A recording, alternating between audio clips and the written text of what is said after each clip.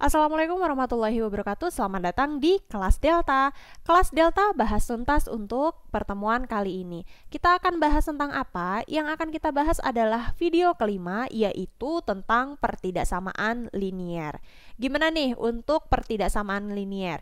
Di video sebelumnya kita sudah kenal dengan tanda-tanda ketidaksamaan serta bentuk dari pertidaksamaan linier.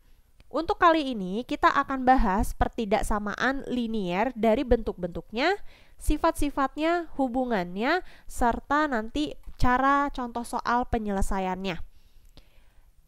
Nah, sebelum kita masuk ke dalam pembelajarannya, lihat dulu tujuan pembelajaran kita tentang apa nih. Yang pertama yaitu tentang sifat dasar pertidaksamaan. Yang kedua tentang hubungan antara dua pertidaksamaan, dan yang ketiga adalah pertidaksamaan linier. Untuk yang pertama, sifat-sifat dasar pertidaksamaan. Untuk sifat-sifat dasar pertidaksamaan ini, jika kalian bertemu dengan situasi seperti ini, maka kembalikan lagi kepada sifat dasarnya. Ya, maksudnya seperti ini. Sifat dasar pertama, jika pertidaksamaan ditambah atau dikurang dengan sembarang bilangan real, tandanya tidak berubah. Bentuk matematisnya adalah jika A-nya lebih besar dari B, kemudian kita ambil nih sembarang bilangan real, misalkan C. C anggota bilangan real. Maka ruas kanan A ditambah C itu nanti akan lebih besar dari B ditambah C. Ya, jadi tandanya ketika dia lebih besar, maka ditambahin dengan bilangan real ini, dia juga akan tandanya tetap lebih besar. Dan kalian bisa buktikan dengan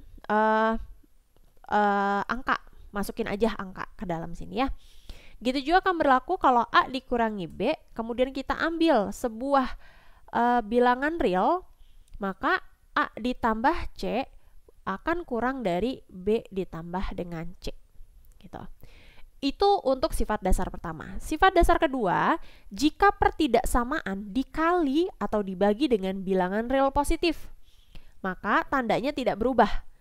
Maksudnya adalah, misal kita punya A lebih besar dari B, kemudian kita ambil C adalah bilangan real positif. Nih, tandanya ditambahkan R plus di atasnya ya. Kalau dikali A dikali dengan C, nanti hasilnya sama tandanya, lebih besar dari B dikali dengan C. Begitupun kalau A dikali dengan C akan kurang dari B dikali dengan C ya. Tandanya kalau dia kurang dari maka tidak berubah, dan kalau lebih dari maka dia tidak akan berubah. Nah, catatannya adalah di sifat dasar ketiga. Jika pertidaksamaan dikali atau dibagi dengan bilangan real negatif, misalkan ada A lebih besar dari B, kemudian kita ambil anggota bilangan realnya negatif, maka tandanya harus dibalik. Maksudnya gimana? Maksudnya gini, A dikali, misalkan A lebih besar dari B, kemudian A-nya dikali sama C. Ada negatif C ya, karena kita ngomongin kan tentang negatif. Tandanya dibalik, kurang dari B dikali dengan negatif C. Kenapa kok dibalik, Bu? Karena itu sifat itu harus diikutin gitu. A dikali dengan negatif C akan berubah jadi lebih besar, jadi kurang dari gitu ya. Kemudian kalau misalkan A kurang dari B, maka bentuknya jadi A dikali negatif C lebih besar dari B dikali negatif C. Itu ya. Oke, ingat-ingat untuk sifat dasar ketiga. Kalau sifat dasar pertama dan kedua, mudah-mudahan nanti kalau ini tandanya nggak berubah, jadi tidak perlu diingat banget. Juga pun nanti kalau ketemu dengan soal-soal seperti itu sudah otomatis ingat gitu ya. Ini lanjutannya untuk sifat dasar keempat. Jika ruas kiri dan ruas kanannya positif, positif itu artinya ruas kiri, ruas kanan. Gini, ruas kirinya A, misalkan ruas kanannya B, positif, berarti harus lebih besar dari 0. Maka suatu pertidaksamaan dapat dikuadratkan tanpa mengubah tanda. Jadi kalau dikuadratkan dia Bentuknya gini, A kuadrat lebih besar dari B kuadrat, maka dia lebih besar dari 0. Nah, bentuknya ya. Jadi, kalau dia lebih besar, maka tandanya juga tetap lebih besar. Kemudian, sifat dasar kelima.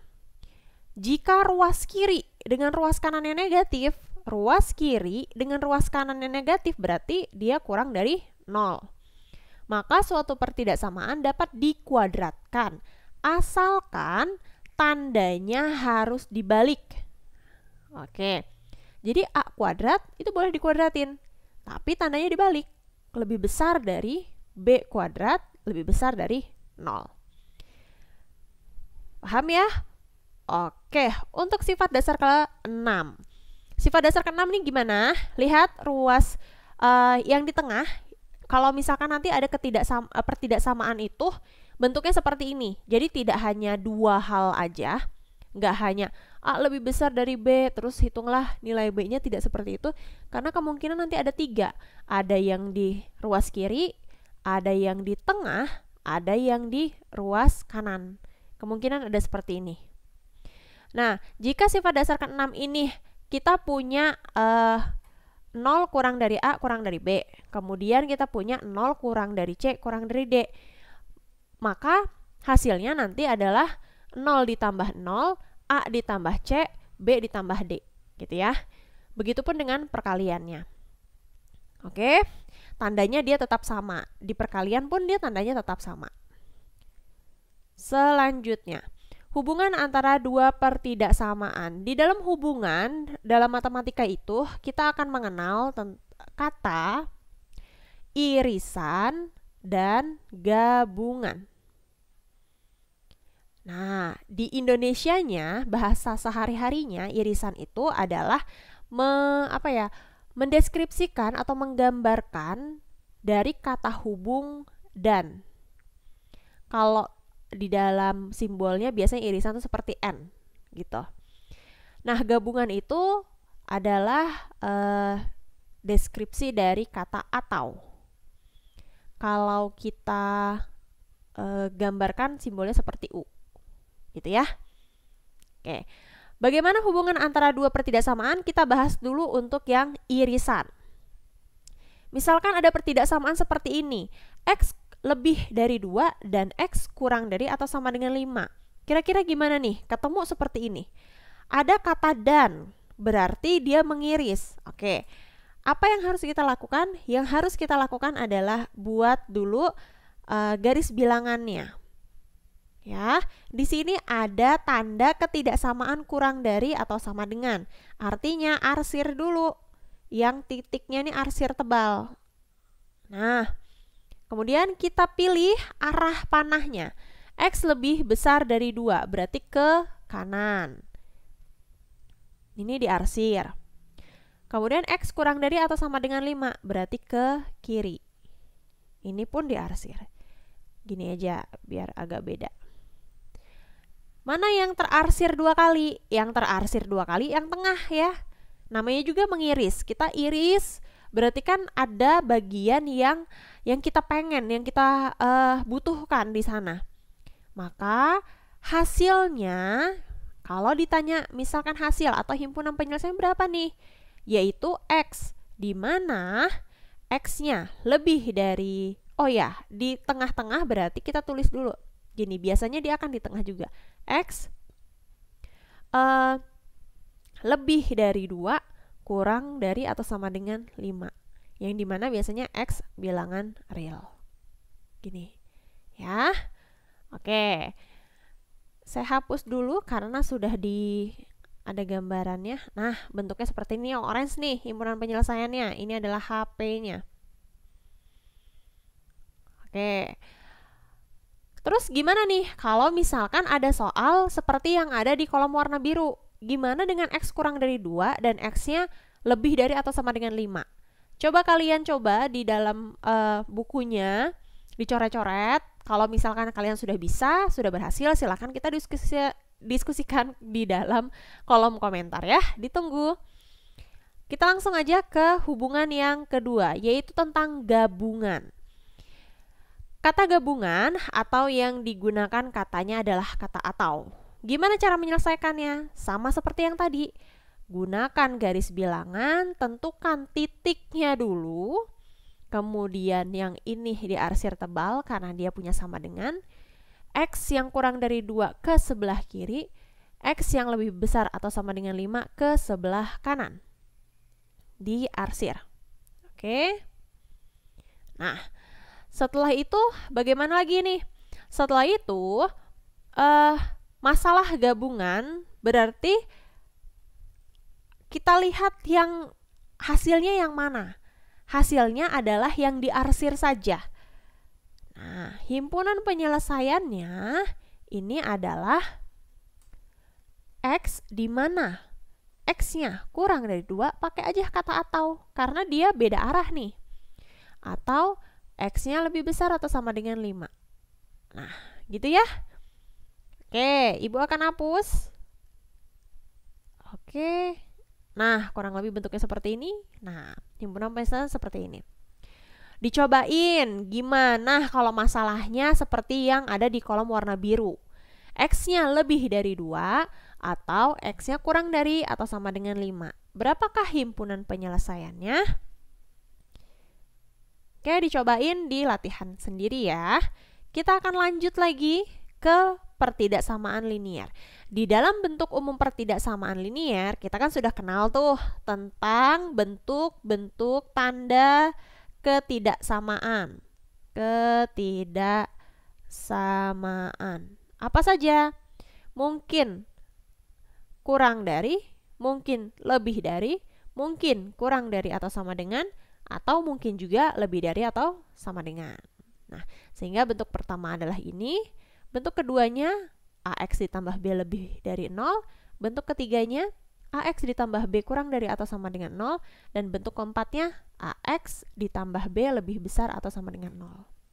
Ya, cara nyelesainnya gimana nih? Cara penyelesaiannya adalah nanti kalau misalkan ketemu seperti bentuk 1, 2, 3, atau 4, kita kumpulin dulu yang punya variabel X-nya. Boleh nanti variabel X, atau variabel Y, atau A, atau B, itu bebas, tergantung dari soal ya. Nah, di ruas tersendiri dan konstanta, di konstantanya juga di ruas sendiri. Sehingga nanti nilai X atau nilai Y atau nilai A atau nilai B-nya dapat gitu. Dengan gimana? Dengan syaratnya nih, pakai sifat-sifat dasar pertidaksamaan yang 6 tadi. Oke, kalau lupa, di-rewind lagi untuk videonya. Kita cobain untuk contoh soal yang pertama. Untuk contoh soal yang pertama, catatannya yang memiliki variabel ada di ruas tersendiri, yang tidak memiliki variabel atau disebut dengan konstanta ada di ruas tersendiri. Oke. Di sini Ibu akan bahas satu persatu ya. A, yang pertama. X dikurangi 3 lebih besar dari 5. Di sini X, ruas kiri dan ruas kanan kita tambahkan dengan 3. Kenapa ditambahkan dengan 3?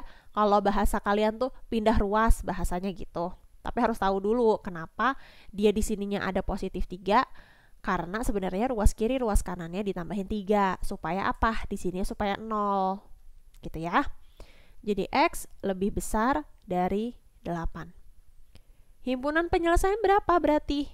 Himpunan penyelesaiannya artinya angka yang lebih dari angka 8. 9, 10, 11, dan seterusnya. Bisa diterusin ya. Oke. Kita delete dulu, lanjut ke nomor yang B. Yang B. Gimana nih? Yang B ternyata mintanya 3X ditambah 2 kurang dari atau sama dengan X ditambah 6. Oke. Lihat mana yang merupakan konstanta dan mana yang merupakan variabel. Kumpulkan yang memiliki konstanta. Jadi 3X ditambah 2 kurangin 2 biar di sininya jadi 0. Nah, sebelah kanannya juga dikurangi 2. Ini menggunakan sifat yang pertama. Jadi tinggal 3X kurang dari atau sama dengan X ditambah 4. Selanjutnya, kalau sudah seperti ini, apalagi nih yang harus kita kurangkan? Sebelah kiri kan ada X. kita letakkan di, kita sama-sama mengurangkan X-nya. Jadi 3X dikurangi X lebih besar, kurang dari atau sama dengan X kurangi X ditambah 4. Supaya apa? Supaya di sininya 0. Atau bahasa lainnya pindah ruas deh. Bebas, kayaknya kita lebih enak pindah ruas ya. Walaupun konsep pindah ruas itu salah, tapi nggak apa-apa deh.